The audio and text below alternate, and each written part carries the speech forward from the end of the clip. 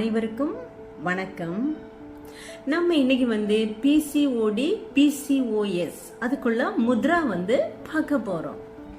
ஜல முத்ரா, சங்கு முத்ரா, பங்கஜ முத்ரா, இந்த 3 முத்ரா பார்க்க போறோம்.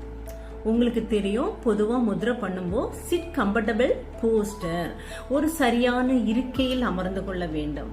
Chit padmasana or vajrasana or sukhasana, ஏதாவது ஒரு ஆசனத்தில் அமர்ந்து கொள்ள வேண்டும்.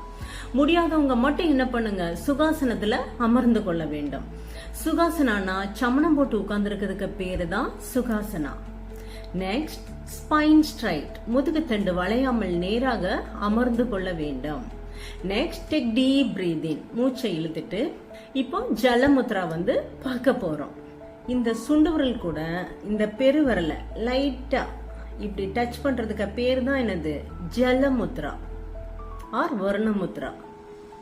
இந்த 3 விரல்களுக்கு இடையில கேப் இருக்க கூடாது. இந்த மாதிரி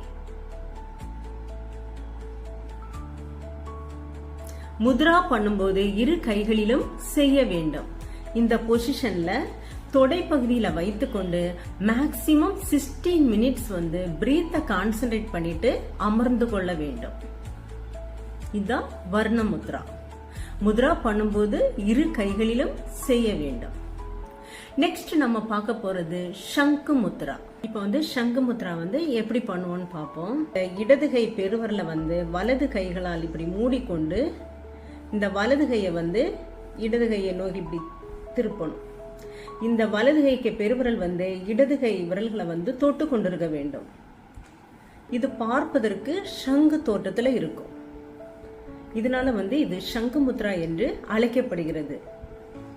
இந்த பொசிஷன்ல தொடை பகுதியில வைத்துக்கொண்டு மேக்சிமம் 14 to 16 மினிட்ஸ் இந்த முத்ரா பொசிஷன்ல பிரீத்தை கான்சென்ட்ரேட் பண்ணிட்டு அமர்ந்து கொள்ள வேண்டும்.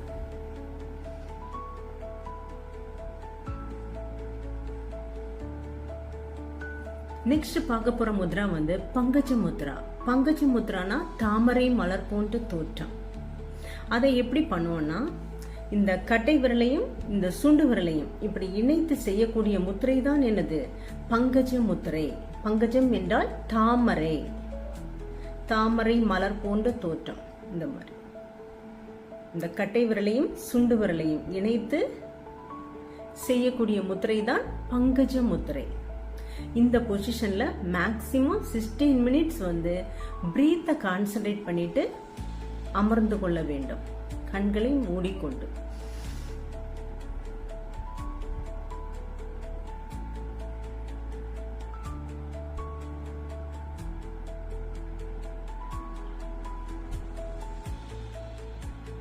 இதுதான் பிசிஓடி பிசிஓஎஸ்க்குள்ள முத்ரா. இந்த முத்ரா பயிற்சிகளை தினந்தோறும் நம்ம செய்து வரும்போது பிசிஓடி பிரச்சனை இருக்காது.